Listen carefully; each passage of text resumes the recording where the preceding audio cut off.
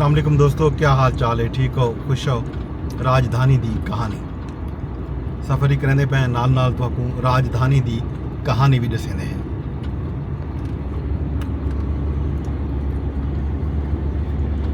दोस्तों,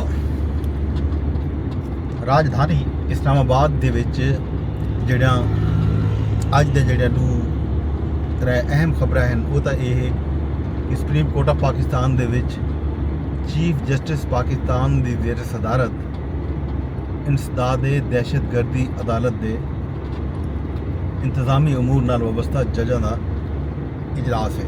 ये chief justice Pakistan अपना अहदे के हलफ चवन तो बाद जोड़े पहले बड़े इंतजामी फैसले किए हैं उन्होंने विचों एक अहम फैसला हा। उन्होंने अज 7 नवंबर को इजलास सजा हा। इजलास के क्या गानी तय थी, क्या फैसले किए वेंदन, ये इजलास तो बाद एलामी आसी या जराए तो खबर हासिल तो साझा करे सूँ। दूजी बड़ी खबर राजधानी नाल जुड़ी ये है कि मौलाना फजलुर रहमान साहब लंदन पहुँच चुके हैं। लंदन में उन्होंने इस्तकबाल किया गया तो साबिक वज़ीर आज़म नवाज शरीफ साहब लंदन तो जनीवा रवाना थे।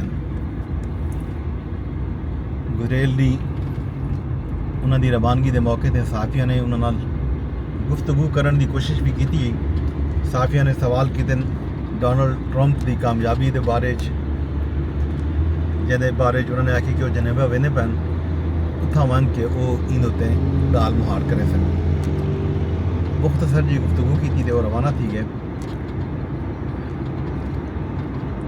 एक सहाफ़ी के वलों बल्कि एक खातून सहाफ़ी के वलों एक ये सवाल भी किया गया कि मियाँ साहब तुसां किहड़ी चक्की का आटा खांदे हो। इस सवाल का भी मियाँ साहब ने कोई जवाब नहीं दिता। संजीदा सवाल हाँ या जो भी बड़ा क्वेश्चन हाँ उन्होंने सेहत के हवाले नाल कि तुसीं सेहतमंद हो, तुसीं किहड़ी चक्की का आटा खांदे हो। इस सवाल के बारे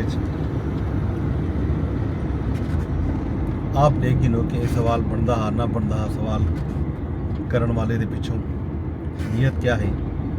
बहरहाल ये सवाल भी मियाँ साहब नाल किया गया। भी अहम खबर यह है कि मरियम नवाज शरीफ साहबा भी जनीवा रवाना थी चुके हैं। जराए नाल एक खबर भी आई कि वो एक खसूसी त्यारे के उत्ते जनीवा पहुँचन। पिछले साल जनीवा उन्होंने गले का एक ऑपरेशन किया हा। जराए का आखना है कि वो मैडिकल चैकअप वास्ते उत्था गए तो वो अपने जोड़ा उन्होंने गले का ऑपरेशन किया हा उनका फॉलोअप एक विजिट है उन्होंने मन के दिखावने तो शायद वापस आ वैसे। मियाँ साहब के बारे भी ये है कि मियाँ साहब भी शायद 15 या 16 नवंबर को पाकिस्तान पहुँच गए सन। शायद मरियम नवाज शरीफ साहबा भी उन्होंने वापस आ सन। ये तो थी गई राजधानी सारी दी खबरां।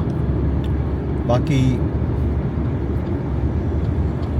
दुनिया की ताकतवर तरीन राजधानी वाशिंगटन दे विचों जिहड़ा खबरां आयन कल तो पूरी दुनिया मुंतज़िर है वो हैं अमरीकी इंतखाबात के नताइज। हुण तक के नताइज के मुताबिक डोनाल्ड ट्रंप 295 इलैक्टोरल वोट हासिल कर चुके हैं तो नायब सदर कैमला हैरिस को जोड़ा है 226 वोट मिले। दो रियासत एरिजोना दे 11 ते नेवाडे दे 6 इलैक्टोरल वोटें का फैसला थीवन हाली बाकी है, यानी इन्हों के नताइज हाली तक नहीं आए। इवें ही रिपब्लिकन पार्टी को सैनेट भी अक्सरियत मिल रही है। सैनेट उन्होंने को 52 नशिस्तां मिल चुके हैं तो डेमोक्रेट्स के कोलों 43 नशिस्तां हैं। 43 नशिस्तां डेमोक्रेट्स के कोलों हैं तो 52 नशिस्तां रिपब्लिकन कोलों हैं। बाकी 2-4 आज़ाद सैनेटर हैं। ईवान नुमाइंदगान दे विच भी रिपब्लिकन पार्टी दे कोलों 205 नशिस्तां आ चुके हैं ते डेमोक्रेटिक पार्टी जिहड़ी है 199 नशिस्तां रखें दी है।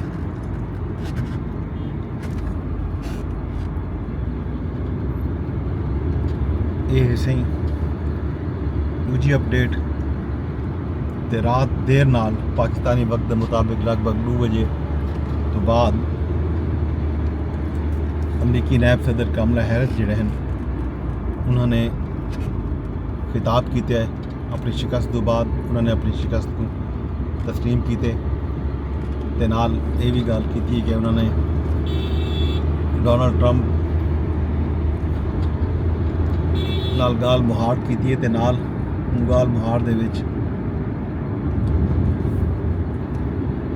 ये अज़म दा इरादा कीते कि वो पुरअमन इंतकाल इक़्तिदार दे कीते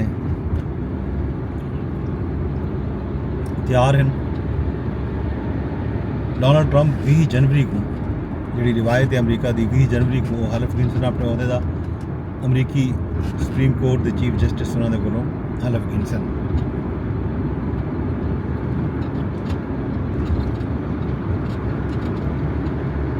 इन तो इलावा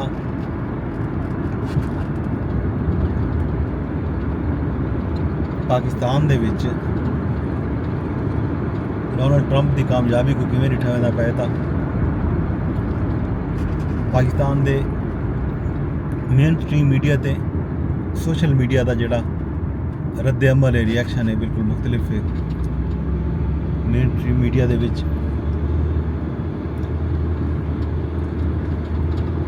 एक क्वेश्चन तो चाहते वेंदे पैन कि क्या डोनाल्ड ट्रंप की कामयाबी तो बाद साबिक चेयरमैन PTI जनाब इमरान खान साहब को भी कोई रिलीफ मिल सी उन्होंने भी कोई रिहाई मुमकिन थी सी या ना थी सी।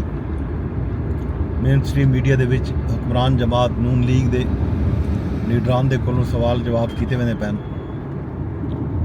राणा सनाउल्लाह साहब जिहड़े मुशीर हैं वज़ीर आज़म शहबाज शरीफ दे उन्होंने तो ये इम्कान को रद्द किए। उन्होंने ख्याल यह कि पहले तो अमरीका जिहड़ा है वो कोशिश ना करे थी उसी तरह की कोशिश थी भी सही तो पाकिस्तान एक खुद मुख्तार रियासत है वो अपने मामलात को अपने तरीके हल कर सी। ख्वाजा आसिफ के कोलों भी कुछ इस तरह के क्वेश्चन थे उन्हें दा रद्द अमल भी तकरीबन इयो हा।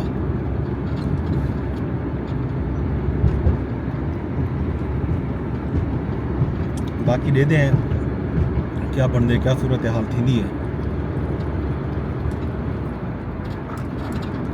आया साबिक चेयरमैन PTI जनाब इमरान खान साहब को अमरीका दे विच डोनाल्ड ट्रंप की कामयाबी तो बाद कोई रिलीफ मिलते नहीं मिलता ये देखने वाली गाल है। क्यों जो जिठा वजे तो ई तरह के मामलात दे विच अमरीका सरकार जिहड़ी है वो पाकिस्तान नाल डॉक्टर शकील अफरीदी के मामले से कई दफ़ा रिक्वेस्ट कर चुकी है कि शकील अफरीदी अमरीकियां दा हीरो है। उसामा बिन लादन की गोल फरोल दे विच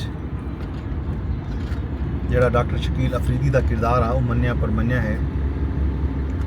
डॉक्टर शकील अफरीदी रिहा नहीं थी सकिया अमरीका की डोनाल्ड ट्रंप की हुकूमत भी तो पहले रह गई डोनाल्ड ट्रंप के दौर के ही बल्कि उन तो पहले उन्होंने हिरासत किया गया उन दौर तो घिन के अज तक वो तो रिहा थी नहीं सकी जेडे अमरीकियां दे अपने हीरो हैं जिन्होंने को अमरीकी हीरो तस्लीम करन क्या इतना कामयाब थी सकते बहरहाल देखने वाली गाल है। ये सारा गाल नहीं ये सारे मुद्दे जोड़े हैं इन्हों ते गाल मुहार करे सूँ